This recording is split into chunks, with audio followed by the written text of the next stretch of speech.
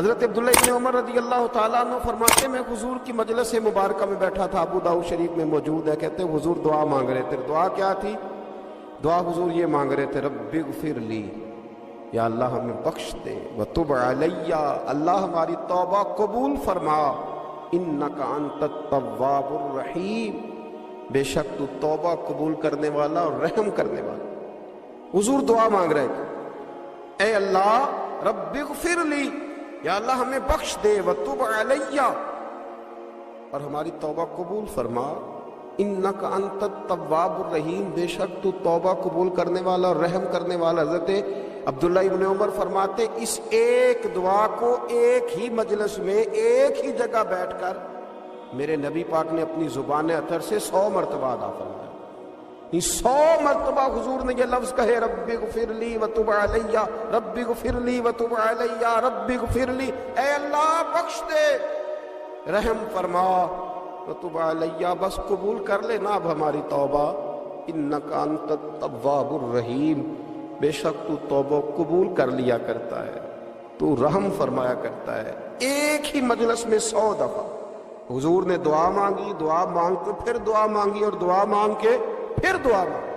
اللہ کو منایا میرے رسول پاک، حضور نے ہمیں بتلایا، اسے مناؤ، اس کی بارگاہ عالی مرتبت میں جھکو، اور حضور نے خود بھی یہ طریقہ ہمارے سامنے بطور سنت کے چھوڑا، اور پھر نبی پاک صلی اللہ علیہ وسلم نے آگے بڑھ کے ہمیں کچھ اور باتیں بھی ارشاد فرمائی۔ حضور نے ہمیں بتلایا کہ پچھلے لوگ اپنے رب کو کیسے مناتے تھے، وہ کس طرح اس کے حضور ناز عرض کرتے تھے۔ حضور نے ہمیں اللہ کو منانے کے طریقے بھی بتلائے، فرمایا جب ماں باپ دعا مانگیں گے اولاد کے حق میں تو وہ مان جائے۔ حضور علیہ السلام نے فرمایا جب مسافر دعا مانگے گا تو اللہ مان جائے گا۔ فرمایا میرے رسول کریم نے کہ جب بیمار دعا مانگے گا تو اللہ مان جائے گا۔ اور سید عالم علیہ السلام فرمانے لگے جب تمہارے ضعیف، کمزور، مجبور لوگ دعا مانگیں گے تو اللہ مان جائے گا۔ اور حضور نے فرمایا جب تم فرض ادا کر کے دعا مانگو گے تو اللہ مان جائے گا۔ اور میرے محبوب نے فرمایا جب پچھلی رات اٹھ کے تم اس کے حضور عرض کرو گے تو وہ تمہاری دعاؤں کو قبول کر لے گا، وہ تم مان جائے گا۔ اور حضور نے ہمیں دن بتائے، فرمایا جمعے والے دن مانگنا مان جائے گا، شب قدر کو مانگ لینا مان جائے گا، شب برات میں دعائیں کرنا وہ مان جائے گا، رمضان کی راتوں میں مانگنا مان جائے گا، قرآن پاک کے ختم کے موقع پر دعا کرنا مان جائے گا۔ طریقے بتلائے۔ اب یہ ہے کہ ہم نے تو مانگنا تھا نا اس کی بارگاہ، ہم نے تو حاضر ہونا تھا، ہم نے تو جانا تھا، اب ہم نے آگے بڑھنا ہے، اس کے حضور عرض کرنا۔ حضور نے ہمیں بتلایا کہ مومن متقی ہوتا ہے نا، پرہیزگار ہوتا ہے، تو اس نے کچھ نیکیاں بھی کی ہوتی ہیں، جس طرح اسے اپنے گناہوں کا پتہ ہوتا ہے نا، اسے پتہ ہوتا ہے کہ نہیں یار فلاں کام میں نے فقط اللہ کی رضا کے لیے کیا ہوا ہے، وہ میرا اور میرے رب کا راز ہے۔ فرمایا جب تم بڑے الجھ جاؤ نا، جب تم بڑی آزمائش میں آ جاؤ، اور جب تم سمجھ لو کہ اب میں بڑی تکلیف میں آ گیا ہوں، تو پھر ایک طریقہ حضور نے ہمیں اور بھی بتلایا مانگنے کا، ایک اور طریقہ بھی بتلایا، اور وہ روایت صحیح مسلم میں موجود ہے۔ راوی حضرت عبداللہ ابن عمر رضی اللہ تعالیٰ، حضور فرماتے ہیں 3 لوگ سفر کر رہے تھے، یہ آپ اندازہ فرمائیے صحیح مسلم کی حدیث ہے، اور ذرا حضور کے سمجھانے کا ایک یہ رنگ بھی ہے اللہ کو منانے کا، ایک یہ انداز بھی ہے اس کی بارگاہ میں گزارشات پیش کرنے کا، یہ بھی ایک طریقہ حضور نے ہمیں بتلایا۔ اگرچہ اپنی نیکیوں کو چھپانا چاہیے، نیکیاں جو چھپی ہوئی ہوتی ہیں وہ قیمتی ہوتی ہیں، وہ قیمتی چیزیں ہوتی ہیں جو لوگوں نے چھپا کر کے رکھی ہوتی ہیں۔ حضرت عبداللہ ابن عمر فرمانے لگے کہ نبی پاک صلی اللہ علیہ وسلم فرماتے ہیں 3 لوگ سفر کر رہے تھے، رستے میں طوفان آ گیا، تیز بارش شروع ہو گئی، تو حضور فرماتے ہیں وہ تینوں بارش سے بچنے کے لیے ایک غار میں چھپ گئے۔ ان کو پتہ ہے پرانے زمانے کے اندر غاریں ہوتی تھیں، اور لوگ جب سفر کرتے تھے لمبے تو پتھروں اور پہاڑوں کے بیچ میں سے سفر کرتے تھے، وہ غار کے اندر چلے گئے۔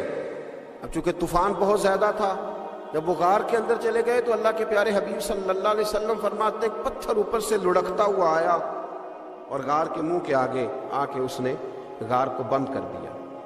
اب اتنا تیز اور اس مضبوطی کے ساتھ وہ پتھر لگا اور اتنا صحیح فٹ ہوا کہ اندر روشنی آنی بھی ختم ہو گئی۔ اب 3 لوگ ہیں، تھوڑی دیر تو وہ پریشان رہے کہ شاید اب کبھی بچ نہیں سکیں گے، شاید چاروں جانب اندھیرا ہی ہے اور اندھیرا ہی رہے گا، شاید یہاں سے نکلنے کے لیے اب ہمیں کوئی رستہ میسر نہیں آئے گا۔ وہ پہلے تو پریشان ہوئے، پھر کہنے لگے یار اس طرح کرو، ذرا غور کیجئے گا میری بات پہ۔ فرمایا اس طرح کرو، اگر کوئی زندگی میں نیکی کی ہے نا تو ذرا اس نیکی کو یاد تو کرو، اور یاد کر کے اس مالک کے حضور عرض تو کرو، وہ کریم ہے، کوئی آنکھوں شاید من جاوے تے گل کم تتڑی دا بن جاوے، عرض تو کرو۔ ان میں سے یہ آپ اندازہ فرمائیے، یہ بات بیان کون کر رہا ہے؟ یہ مدینے والے رسول بیان کر رہے ہیں، یہ نبی پاک علیہ السلام نے بیان فرمایا۔ یہ وہ کہانی ہے جو ہمیں ہمارے نبی پاک نے سنائی، رسول کریم علیہ السلام نے ہمیں بتلائی، یہ داستان محبت۔ حضور فرمانے لگے، ایک نے ان میں سے ہاتھ اٹھائے اور اس نے انداز کیا چھیڑا، عرض کرنے لگا اللہ تو جانتا ہے نا میں نے بکریاں رکھی ہیں، میں غریب ہوں، مزدور ہوں، اور مالک تو یہ بھی جانتا ہے کہ میرے بچے بھی ہیں، بیوی بھی ہے، پر میں جب بھی گھر لوٹا ہوں تو دودھ میں نے بچوں اور بیوی کو پہلے نہیں دیا، بوڑھے ماں باپ کو پہلے دیا۔ اللہ میں نے ان کے ساتھ ہمیشہ کرم کے بازو کھول کر معاملہ کیا، وہ غار میں تنہا بیٹھے ہیں اور اپنے مالک کو منا رہے ہیں۔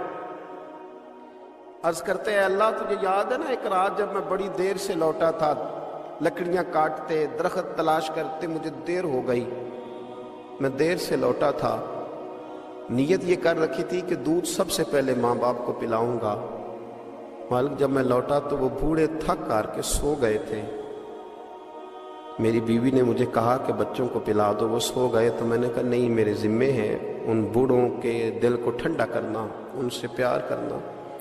اللہ بیوی مانگتی رہی، بچے طلب کرتے رہے، میری ٹانگوں میں گھومتے رہے، بار بار آتے رہے، پر میں نے دودھ نہیں پلایا۔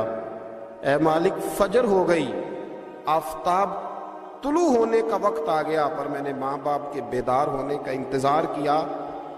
اے اللہ وہ جب اٹھے تو ان کی آنکھوں میں جو میرے لیے دعا تھی اور ان کے سینوں میں جو میرے لیے کرم تھا، اگر تیری بارگاہ میں وہ نیکی قبول ہے تو مالک پھر رحم فرما، میں اس مشکل سے آسانی عطا فرما۔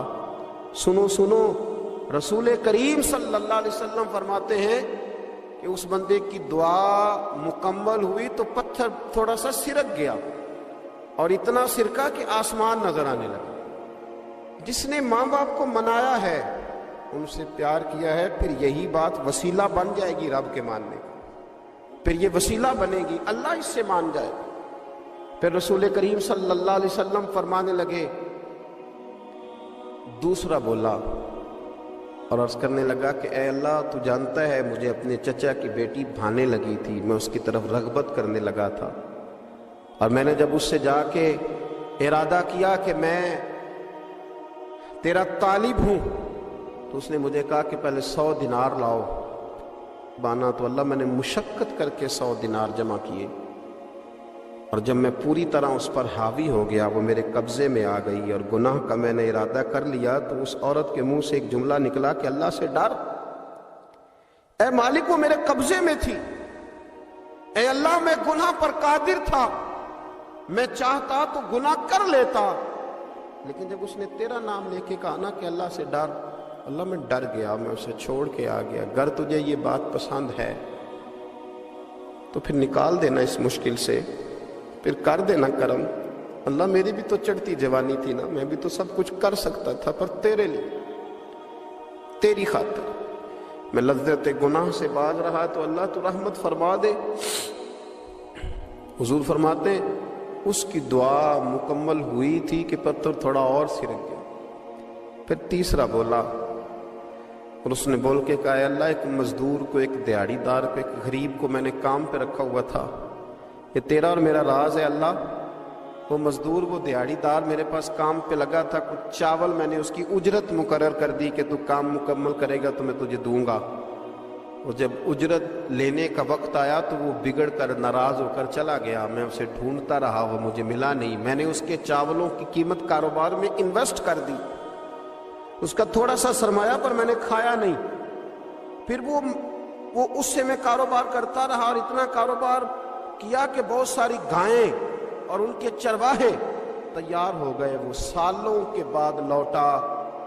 میں نے اس غریب کا مال کھایا نہیں بلکہ بڑھایا, محفوظ کر کے رکھا. وہ سالوں کے بعد لوٹا اور کہنے لگا میرا مال. تو میں نے کہا وہ ساری گائیں تیری ہیں, وہ چرواہا تیرا ہے, یہ سارا کچھ تیرا ہے. وہ کہنے لگا تم مجھ سے مذاق کرتا ہے, میں غریب کہاں اور گاؤں اتنی بڑی گائیں کہاں, تو مذاق کرتا ہے. تو میں نے کہا مذاق نہیں, میں نے اپنے رب سے ڈر کے تیرے مال کی حفاظت کی, یہ تیرا ہے. اے اللہ میں کھا بھی تو سکتا تھا نا, پر تجھ سے ڈر کر میں نے وہ سارا محفوظ رکھا. اللہ اگر تجھے میری یہ ادا پسند ہے تو پھر آج مان جانا, آج راضی ہو جا. اللہ کے رسول فرماتے ہیں اس کی دعا مکمل ہوئی تھی کہ پتھر لڑکا اور ان کے لیے رستہ بن گیا. وہ باہر آ گئے تو حضور نے ہمیں بتلایا کہ وہ تمہاری نیکیاں جو چھپی ہوئی ہیں, وہ تمہاری نیکیاں جو تم نے خالص اللہ کی رضا کے لیے کی ہیں, ان نیکیوں ان اعمال کا وسیلہ بھی تمہارے رب کے ماننے کا ذریعہ بن جائے گا. اس کو منایا جائے, اس کے حضور حاضری دی جائے, اس سے بخشش کا سوال کیا جائے, اس کی بارگاہ میں یہ گزارش کی جائے کہ اللہ غریبوں, مجبوروں, کمزوروں اور ان لوگوں کے صدقے جو اللہ رستہ دیکھ رہے ہیں کہ رستہ کب کھلے گا, جو تیری بارگاہ کرم کے سوالی ہیں, ان کے صدقے تو رحم فرما, تو کرم فرما. تو میرے عزیز, ایک اور بات جو اللہ کو منانے کے لیے ہمیں ہمارے پیارے رسول صلی اللہ تعالی علیہ وسلم نے بتلائی کہ جب انسان بہت زیادہ عاجزی کرتا ہے نا, بہت زیادہ عاجزی, تو پھر بھی اللہ مان جاتا ہے.